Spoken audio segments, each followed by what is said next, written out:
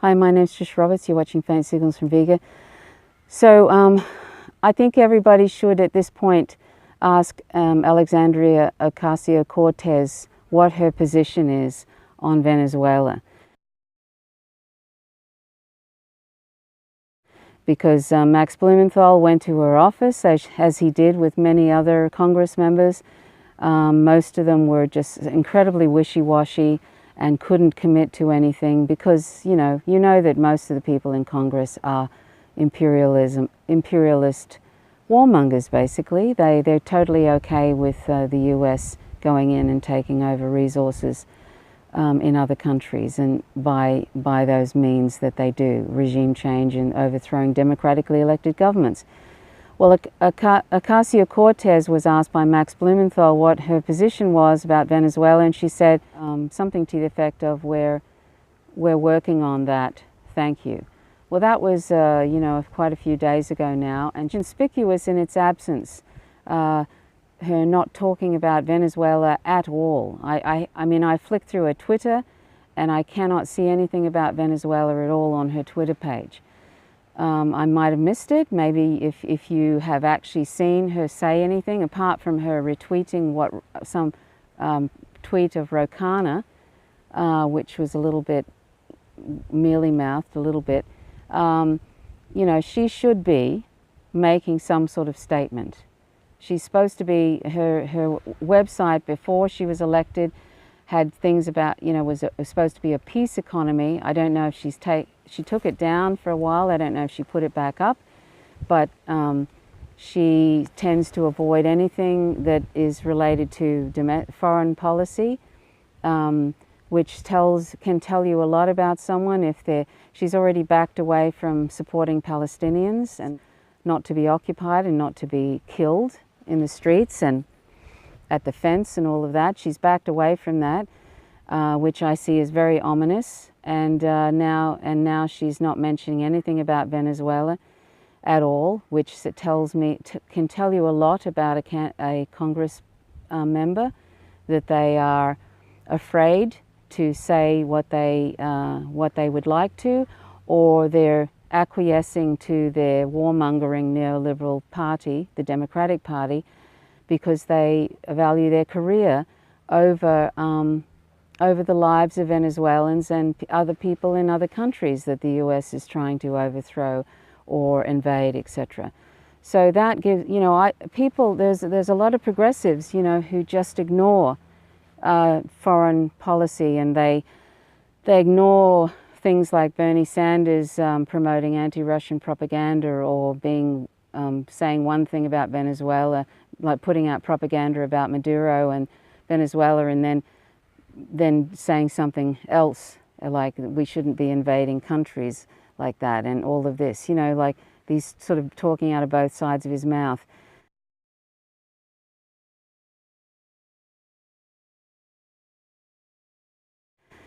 We tend to sort of ignore, many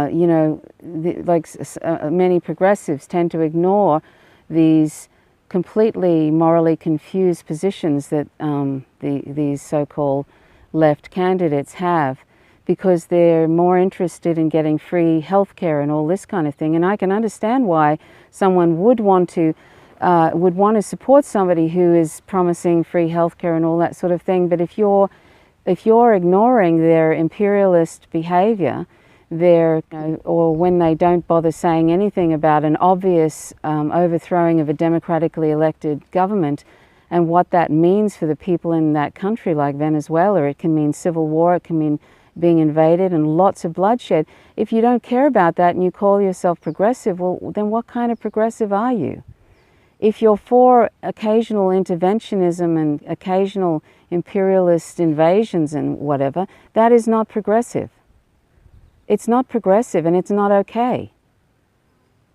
So either, do we not care about people in other countries that aren't in the West? Is it some sort of racist thing?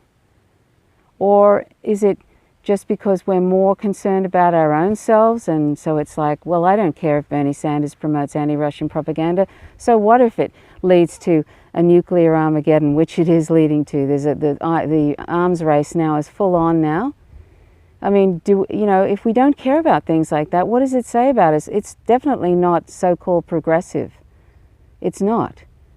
And if Alexandria Ocasio Cortez just ignores a very, very big issue like threatening to invade a country because they don't have the right president that we like, even if, that we're going to choose an unelected person who is violent and is going to cause a lot of suffering for Venezuelans, much more than what we're seeing now with all the crippling economic sanctions. Guaido is going to be really, really bad for Venezuela. And if we don't care about that, what does that say about us? Particularly if it's our government. I mean, I live in Australia. The US is not my government, but it's affecting me. It affects our country all the time. We're dragged into all these terrible wars. Our government is frightened to say anything back to the United States. We're just like a colony of the United States. They helped overthrow our democratic socialist prime minister in 1975. I have a real axe to grind about that because it's been neoliberalism ever since. Gough Whitlam was, the CIA admitted in getting rid of Gough Whitlam. So, but it affects all over the US elections and who is selected, and it's always a warmonger. What the US does affects every single country in the world.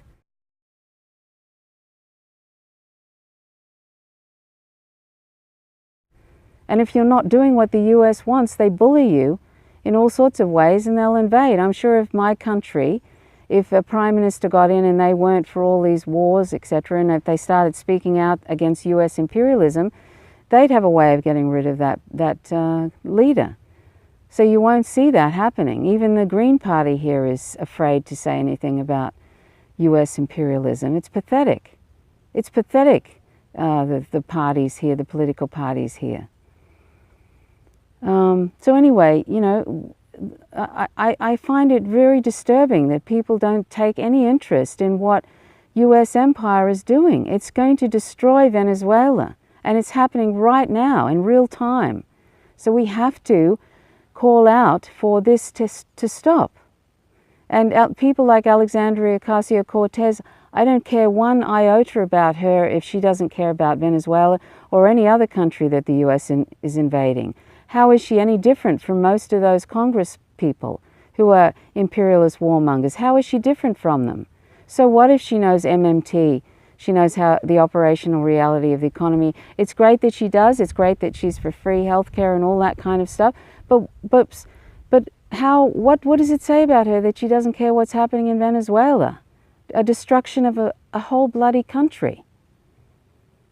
We should care about that. So you have to hold her feet to the fire. If you're a supporter of that particular candidate or any candidate, you have to hold their feet to the fire and say, I don't see anybody in her Twitter feed saying, where is your statement about the situation in Venezuela? I don't see anybody saying that. There might be a couple of people, but where are all the supporters?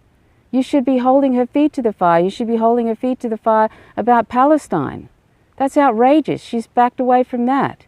So it's going to be more of the same. You watch.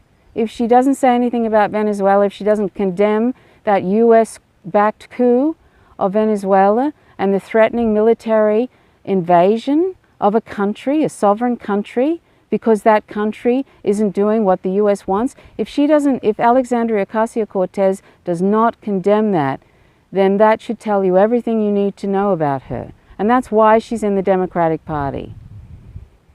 Because that's a warmongering party. It really is. There's very little difference. There's only a sliver of difference between that party and the GOP. It's just empire. That's it. Empire. Right? So we have to hold these people's feet to the fire at least. At the very least. We have to. Otherwise, we're complicit. Anyway, that's all I wanted to say. I just find, I was expecting that this would happen with her. I mean, I hope it's different, maybe, but she, it's been days now and she hasn't said anything, so I don't expect that she'll say anything. She just keeps going on about domestic policy. that tells you everything probably that you need to know about the future of that particular candidate.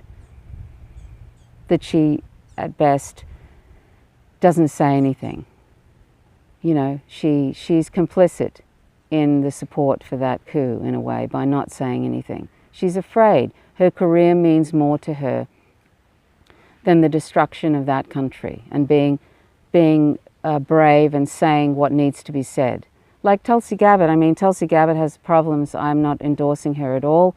She's got imperialist, she says she's, I've talked about her before. I've posted a video so I'm not going to get into that.